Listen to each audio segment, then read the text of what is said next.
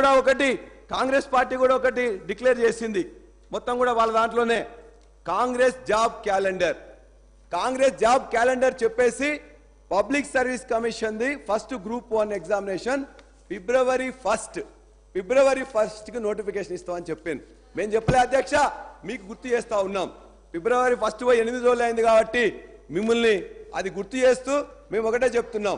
ఉద్యోగాలు 1,60,000 ఉద్యోగాలు ఇచ్చినాం. 10 సంస్థల ద్వారా రిక్రూట్మెంట్ చేసినాం. ఒక పబ్లిక్ సర్వీస్ కమిషన్ లో ఒక దగ్గర పేపర్ లీక్ అయితే వాళ్ళ మీద చర్యలు తీసుకున్నాం. ఇవాళ మీరు పబ్లిక్ సర్వీస్ కమిషన్ రిక్రూట్మెంట్ వాళ్ళందరినీ కూడా తీసేశారు. ఎవరిని వేసిండ్రు అక్క? ఎవరిని వేసిండ్రు? ఇవాళ ఒక రాజకీయ సంబంధం లేని వేస్తా అన్నారు. రాజకీయ నాయకుల్ని కూడా వేశారు. ఈ తెలంగాణకి సంబంధం లేని వాళ్ళని కూడా ఆంధ్ర వ్యక్తిని కూడా అందులో వేశారు. ఇలా 95% గవర్నమెంట్ ఉద్యోగాలు తీసుకొచ్చింది గత ప్రభుత్వం. ఇవాళ కేసీఆర్ గారి నాయకత్వంలో పార్లమెంట్ లో ఒప్పందం చేసిన తర్వాత ప్రైమ్ మినిస్టర్ మన యొక్క ప్రెసిడెంట్ గారి ద్వారా అసెంట్ తీసుకొని ఇలా 95% ఉద్యోగాలు ఈ ప్రాంతంలో గవర్నమెంట్ లో వచ్చేటి మొత్తం కూడా ఇలా ఇక్కడికే వస్తున్నాయి. అంతేకాదు గౌరవ ముఖ్యమంత్రి గారు మొన్న మాట్లాడుతూ 2 ఉద్యోగాల సందర్భంగా నర్సెస్ ఉద్యోగాలు ఇచ్చారు. నర్సెస్ ఉద్యోగాలు ఎప్పుడు నోటిఫికేషన్ వచ్చింది అధ్యక్ష? 30వ తారీఖు డిసెంబర్ 2023. ఎగ్జామ్ ఎప్పుడైంది అధ్యక్ష? 8వ నెల 2వ తారీఖు అయింది.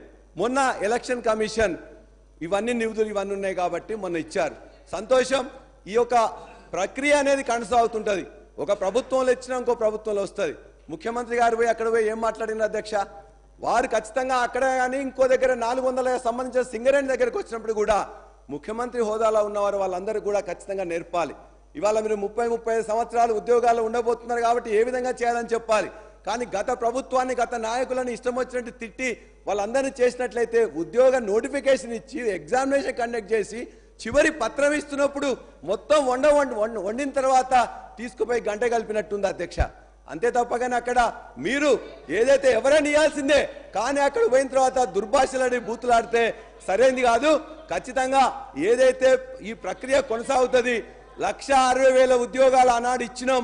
అందులో 1,00,000 ఇంకో 10,000 ఉన్నట్లయితే ఇది వాస్తవం.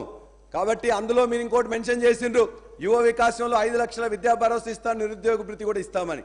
కానీ ఇదే నిరుద్యోగ భృతి గురించి లాస్ట్ అసెంబ్లీలో మాట్లాడినప్పుడు గౌరవ పెద్దలు బట్టి విక్రమార్క అన్నారు, నేను ఎక్కడన్నానని చెప్పేసి అన్నారు. మీకు నేను చూపిస్తాను.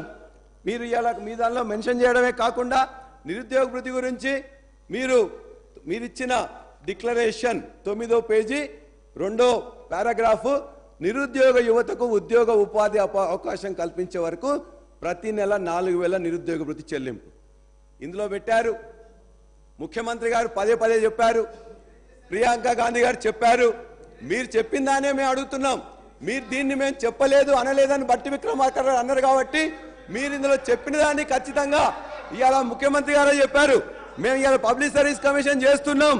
పబ్లిక్ సర్వీస్ కమిషన్ లో 30 లక్షల మంది నిరుద్యోగులు వెయిట్ చేస్తున్నారు. వాళ్ళందరూ చదువుకోండి అన్నారు.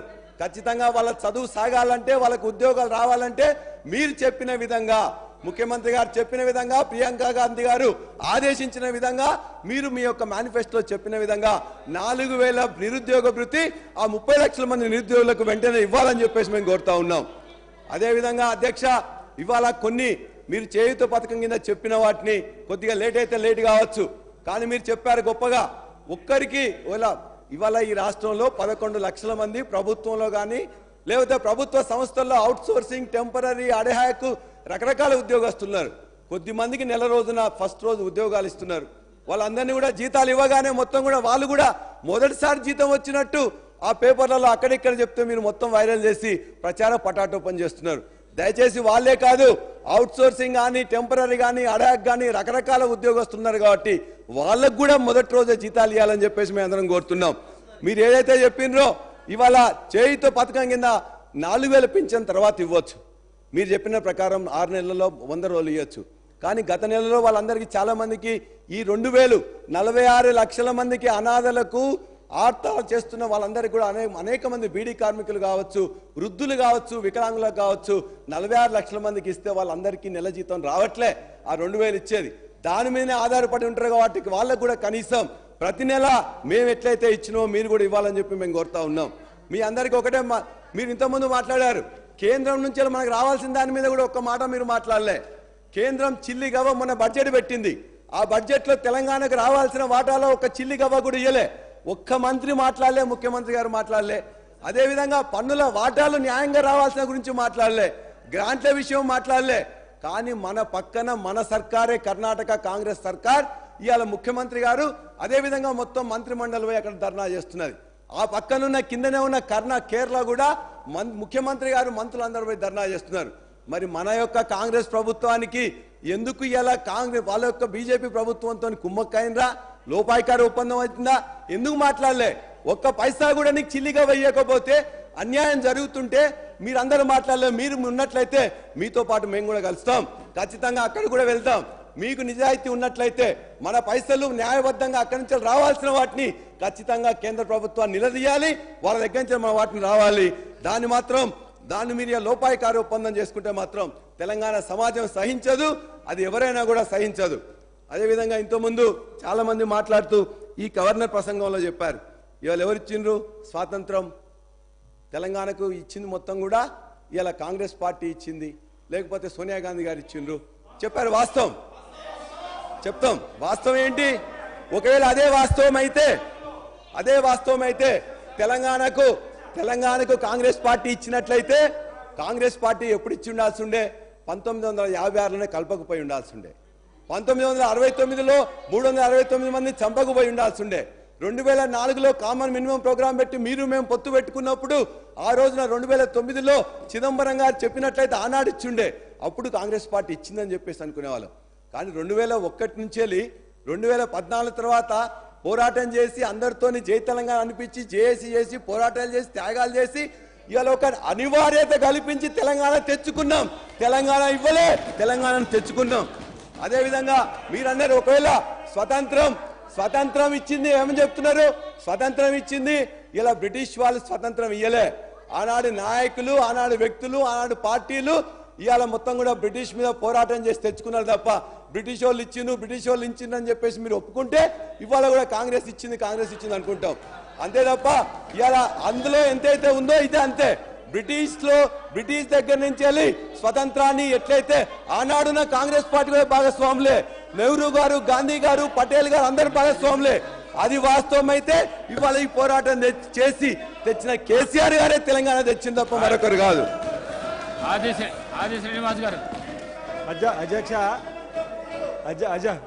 అధ్యక్ష, ఇదే నిండు అసెంబ్లీ సభలో ఈ స్థానంలో కేసీఆర్ గారు ముఖ్యమంత్రి హోదాలో ప్రత్యేక తెలంగాణ రాష్ట్రం ఇచ్చింది శ్రీమతి సోనియా గాంధీ గారే. చరిత్రను ఎవరు కూడా మార్చలేరు. కాదే అది అంతేగా సాక్షాత్ కుటుంబంతో సహా శ్రీమతి సోనియా గాంధీ గారిని కలిసినరు, వారి కాళ్ళను మొక్కినరు.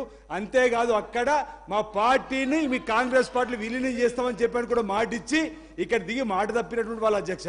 ఈరోజు ప్రత్యేక తెలంగాణ రాష్ట్రం 100కి 100 రూపాయలు 4 కోట్ల ప్రజల ఆకాంక్షకు అనుగుణంగా ఇచ్చిన మాటకు కట్టుబడి ఇచ్చింది కాంగ్రెస్ పార్టీ. శ్రీమతి సోనియా గాంధీ గారు, మన్మోహన్ సింగ్ గారి నాయకత్వంలో వారు బహుశా వారు గమనించిన రికార్డులు సరిచేయమని చెప్తున్నాం అధ్యక్ష. వారి మాటలను ఒకసారి గతంలో ఉన్న ముఖ్యమంత్రి మాటలకు వీరి మాటలు పోల్చి చూసుకోమంటున్నాం. ఈ క్రెడిబిలిటీ, ఈ భారతదేశానికి స్వాతంత్రం తీసుకోవడం కోసం పోరాటం చేసి కూడా కాంగ్రెస్ పార్టీ. ఈరోజు కేసీఆర్ గారు అన్న మాటలు కూడా వారి సభ్యుడు తప్పడితే ఎట్లా అధ్యక్ష? వారు కేసీఆర్ కూడా కాంగ్రెస్ పార్టీలో ఉన్నారు, కాంగ్రెస్ పార్టీ వారికి ఉన్నటువంటి వారే. ఈరోజు వారి మాటలు నిరుద్యోగ భృతి వాళ్ళు ఇచ్చారు అధ్యక్ష, డబుల్ బెడ్రూమ్లు ఇచ్చారు అధ్యక్ష, గతంలో దళితులు 3 ఎకరాల భూమి ఇచ్చారు అధ్యక్ష. ఈరోజు గవర్నర్ గారి ప్రసంగం అద్భుతంగా ఉంది, అన్నాడు గవర్నర్ ప్రసంగం అద్భుతంగా ఉంది. వాళ్ళు రైతులు రుణమాఫీ చేసినట్టు మీరు రుణమాఫీ ఏదంటారు? 2 మాసాలైంది అధ్యక్ష ఈ ప్రభుత్వం వచ్చి. గౌరవ ముఖ్యమంత్రి గారి ఆధ్వర్యంలో ఇప్పటికే 2 పథకాలు అమలు చేసినాం. నిన్న మన గవర్నర్ గారి ప్రసంగంలో మరో 2 అమలు చేస్తామని చెప్పినాం. ఈరోజు 500 రూపాయలకే సిలిండర్ ఇస్తామన్నాము, ఈరోజు 200 యూనిట్లే కరెంట్ ఇవ్వబోతున్నాము. ఇవన్నీ కూడా ప్రజలు కాంగ్రెస్ పార్టీ చేరుతుందని చెప్పి భయంతో ఈరోజు ఈ విధంగా మాట్లాడుతుందా బరుడు కదా అధ్యక్ష. పల్లరాజేశ్వరరెడ్డి గారు ఇవాళ పల్లరాజేశ్వరరెడ్డి గారు గవర్నర్ ప్రసంగం పైనే మాట్లాడండి. అవును అధ్యక్ష, దాని మీద మాట్లాడుతున్నాం అధ్యక్ష. వాళ్ళు మాట్లాడినప్పుడు మీరు విన్నారు అధ్యక్ష. వాళ్ళు గవర్నర్ ప్రసంగం కాకుండా మమ్మల్ని తిట్టేదానిలోనే మొదలు పెట్టిన, మేము తిట్టట్లే. ఇండస్ట్రీలో ఏం చేస్తున్నాం, వ్యవసాయంలో ఏం చేసినాం, మీరు ఏం చేయాలని చెప్పినాం తప్ప మేమేమలే. తెలంగాణ తెచ్చుకున్న వాస్తవాన్ని కూడా చెప్పకపోతే ఎట్లా అధ్యక్ష? తెలంగాణ తెచ్చుకున్నది కాంగ్రెస్ పార్టీ. ఆ రోజు